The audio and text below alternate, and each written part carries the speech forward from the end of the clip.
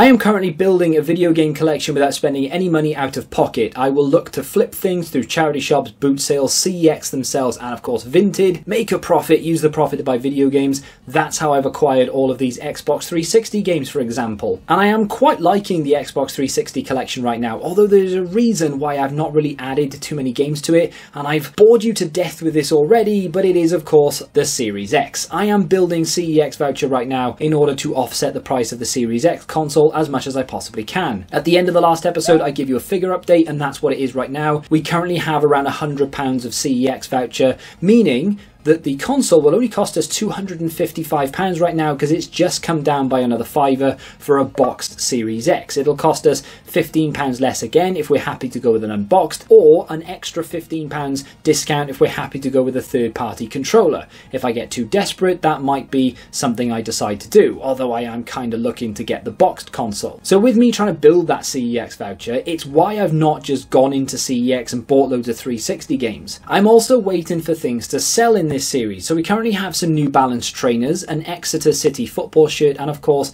that PlayStation 4 controller, the 20th anniversary edition of the PS1, which is really nice, and if I cared too much about limited controllers I'd kind of want to keep it. But as soon as one of those sells, we have a cash balance, and that means I can go into a retro video game store and potentially buy a Mega Drive game, for example, because I kind of don't want to go into CEX anymore and buy Mega Drive games unless they have something that I think is undervalued, it has a manual, it's in pristine condition, or we have some random voucher that I'm happy to just plunge into that game, because they are overpricing their games with manuals right now. Some games without manuals are good deals, and you might find the odd one with a manual that's a good deal, but generally speaking I think go into a retro video game store, as I proved a couple of weeks ago when I went to one in Swindon. Their prices can be very, very good, and you can have a closer look at the condition, and they probably have more than one copy in stock as well. So I think that's what I'm going to do, but that won't be until we can get some cash into the series, and even then I kind of just want to get this Series X done and dusted with. Now I do have some more games coming from, yes, you've guessed it, Vinted, and I will show you those in the next episode because I've only ordered them yesterday. They were sent out this morning. Hopefully it won't take too long for them to arrive. I know it's a little bit boring that I keep buying things off Vinted and then trading them into CEX, but if it's working, why would I not do it? I know people have mentioned it in a couple of videos. It's a little bit boring, you're not sourcing here or there, but if you've got a license to print money, you don't think, well, that's boring, let's do something else, let's make it harder for myself. I'm not going to do that. Vinted is a fantastic place to pick up a hell of a lot of things, not just video games. But if I can be quick enough and bundle together a couple of PlayStation 4 games that someone's happy to sell me for like a tenner and I can trade them in for 25, 30, why wouldn't I do it? It's free money. Now this video is a little bit different to normal because I don't necessarily have any sourcing to show you because the weekend was an absolute washout. Literally. We went to the boot sale that happens on Saturday in Bristol on the concrete, had a little look around in the morning, it started spotting with rain, and then before we knew it, we were in a monsoon, and the whole thing wasn't really called off, but we decided to call it off. It was torrential. And that's the story of the Great Flood. So we binned it off, and that was kind of my weekend. However, what happened on the weekend is worth talking about, and that is to do with CEX. So in the last episode, I picked up 3 games from Vinted. City Skylines, Lara Croft Temple of Osiris, and the Uncharted collection. So on Sunday, went for a little walk, stumbled into town, went into CEX, waited an unholy amount of time to trade 3 games in. They were just some not awkward customers, it wasn't their fault. They had awkward items. Someone, although this kind of was their fault, and I'm sure the member of staff in question really, really hated this customer, they went in with a piece of paper with things that they'd written down on the piece of paper that they knew that store had in stock because they'd looked it up online. Rather than go around the store and look for them themselves, they handed the member of staff the piece of paper and said, this is what I want, I know you have it in stock, go get it for me. Now they weren't really that blunt, and I'd got there after that fact, but that's what had happened because the member of staff kept looking at the piece of paper. That was taking ages for him to sort out. Someone to the left of that customer was trading in over £120 worth of voucher of DVDs. How many DVDs? It must have been over 200 to get that amount of money. It's just crazy how little they give you for DVDs, and the fact that he got 120 something pounds, crazy. That left one member of staff who wasn't going particularly quick, was talking to other members of staff, was talking to other customers about the things that they were picking up, and there was a queue behind me. I'd been there for 25-30 minutes. It was frustrating. It was made even more frustrating by what happened at the till. So I handed 3 games. First game was Uncharted. Can't take that, doesn't have a barcode. So this is the game. I still have it. Not to be sold separately there, and of course on the back where the barcode should be, not to be sold separately. Now, in the past, if you were to take this to game, for example, absolutely, they won't take it, although having said that, they put their own barcode on it, so maybe they would take it. I don't know. By the by, he wouldn't take it because it didn't have a barcode. It was frustrating because I know on the shelves there are hundreds of games that say not to be sold separately and they don't have barcodes. In fact, here are some examples for you from the very same store that have this on them. And they don't have a problem in taking them. Why? Because they just type it into the system. The till system in CEX, I've never worked there, so I'm just guessing here, but I'm pretty sure it's just the website or a version of. They can check their own stock file, they can check another store's stock file, they can bring things in, they can sell things based on what they type into the system. And I know this because the very next game he took off me was Lara Croft and the Temple of Osiris. That did have a barcode. However, it didn't scan. He scanned it twice and he literally said, "Why is this not scanning?" So he typed it into the system. And lo and behold, he took it. But he had to type it in because the barcode didn't work. Now, in my opinion, if it has a barcode but it doesn't work, it is literally the same as not having a barcode. So the fact that he took the Lara Croft game because it had one but it didn't work, but he wouldn't take Uncharted because it literally didn't have one, it didn't make any sense to me whatsoever. And had there not been a queue behind me of like 3 or 4 people who I knew were going to have to funnel through this one member of staff who was literally in Sunday mode, I would have gone to the PS4 section, picked up 1 or 2 games, Spider-Man, Star Wars, a couple of the obvious titles that would have had not to be sold separately on them, joined the queue again, gone back up to the member of staff and said, "You've got these on the shelf, can I now trade this in please?" And I would have had some absolute nonsense about how I wouldn't have been able to trade it in because they were traded in with this, that and the other. I'm sure you would have had an excuse. But I know full well I'll be able to take this to another member of staff, maybe a potentially different CEX store, maybe even the same store. We'll see probably tomorrow when I go and try and trade this in, whether they take it or not. I have listed it on Vinted just in case, and if I get the amount that they would have given me in voucher for it in cash, I can turn that into even more credit if I buy more games, for example. So it's not the end of the world even if I don't get to trade this in, but it was frustrating. It did actually prompt me to make an entire video about it, but I've scrapped it because it was literally 20 minutes of me bitching about the inconsistencies in CEX. And I could stand here quite comfortably and talk about the inconsistencies in CEX because you've shared yours with me many a time on Twitter in the comment section. I often get people saying, "How can I do this in one CEX store and I can't do this in another one?" And I absolutely agree. I do not understand how the same store can have different policies despite the fact that they actually should have the same policy. To play devil's advocate with myself here, you could potentially argue, and I don't know whether this is right or wrong, that the member of staff that I had was actually following policy and they're not meant to take in not to be sold separately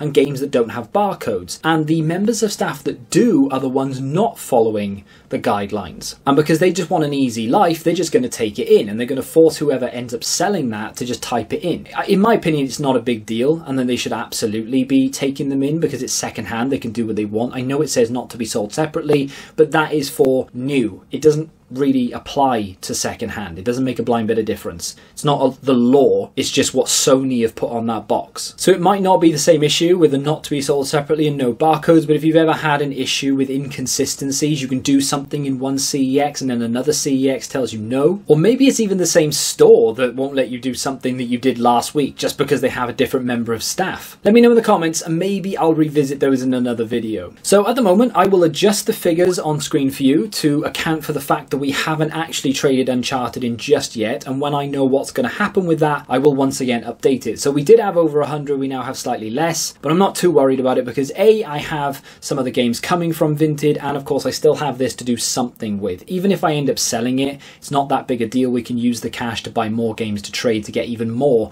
voucher. That's kind of what I should do in the first place. I've just checked the price of this on the CEX website, and yeah, it did trade in for 8 it now trades in for 6. It's dropped in price since he rejected it, which is absolutely typical. It's what happened with Driver when I tried to buy it for 6. They couldn't find the disc, and then the next day it went up. Well, guess what? It's now Tuesday and it's gone down. So it's literally 2 days since I tried to trade it in. Always the way, really annoying. Let's talk about something that is equally as annoying to play, but a hell of a lot of fun. Hell Let Loose. I'm playing that a lot lately. Absolutely love it. It is like nothing you've ever played before in terms of first-person shooters. You've played Call of Duty, you've played Battlefield, and you think you know it all. If you play Hell Let Loose, you're going to be one of 2 people who play this game. You're going to be the first one, which is, don't like it, crap, never playing it again. And the reason you think that is because it's hard.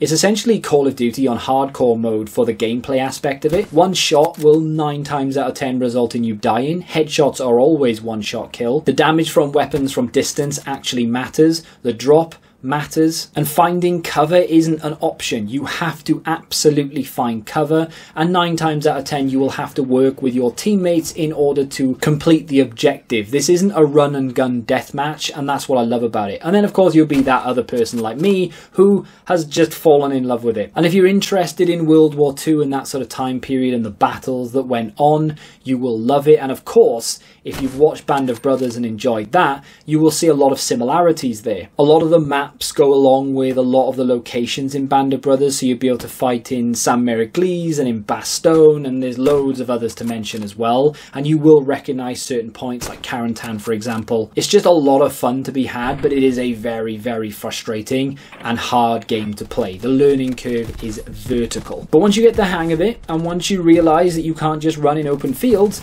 and you have to play it as if you actually have like one life, and you need to get to the objective, you need to push, you need to work as a team, you will love it. Now, a lot of people, when you watch videos on YouTube, will say you absolutely have to get a mic, you have to communicate, blah, blah, blah. I'm not someone who will sit there in the middle of the night on the mic, you know, saying contact right and all the rest of it.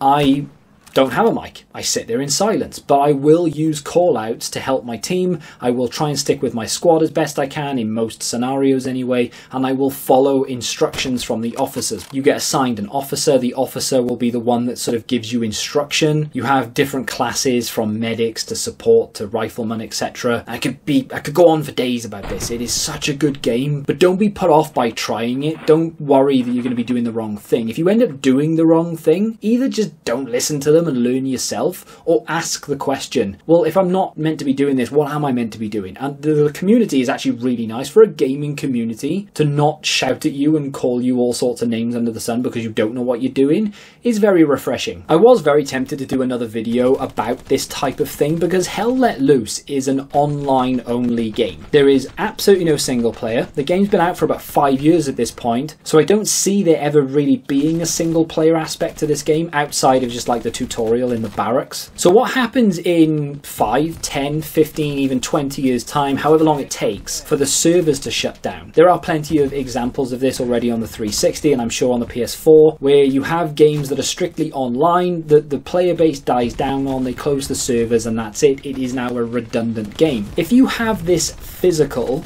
what is the point? You put that physical game where the servers closed down and it's online only into your console, you can't do anything outside playing the tutorial or just sitting on the menu. I have this digitally because it was available on PlayStation Plus at one point and I've now have it downloaded. It's available on Game Pass. So why would I then go out and buy this physically if I have it digitally? And especially as in 30 years time, when I want to reminisce and sit back and play this game, I won't be able to because the server won't exist anymore. And that does pose the question, would you then go out and buy this game just to put it on your shelf to remind you of the times that you've played it, because you're never going to be able to use it and actually play it properly? There's no point if you own it digitally already, because you're not going to put the disc in when you can just click one button on your console and start it, and you won't even have any noise from the fan, for example. It frees up the disc drive for another game that you can put in there that you can line up when you don't want to play it. So would you literally buy it for a relic, just a token to put on the shelf? But I thought I'd pose that question here, so let me know in the comments whether you see a point in buying an online only game that you already have digitally, because I do understand why someone would do it, but at the same time I can't justify spending 25, 30 quid on this game knowing that I will never need the disc. The next episode of this, I will show off the games that I've picked up from Vinted. Hopefully I'll have some sourcing. I will of course go back to CEX to see if I can trade in Uncharted, and I would very much like to add a game to the collection if I can. But Hell Let Loose has got me thinking. I started playing that game because I wanted a World War II experience, but I actually wanted a single player World War II experience. Are there any games specifically on the PS4 or the PS5 that are World War II single player experiences you think I need to play? Not talking Call of Duty World War II, I already own that and I have dabbled in that and it's fine, but I'd like to play something that is World War II based, that is a first person shooter, that has a really good story, a good campaign that is single player specifically.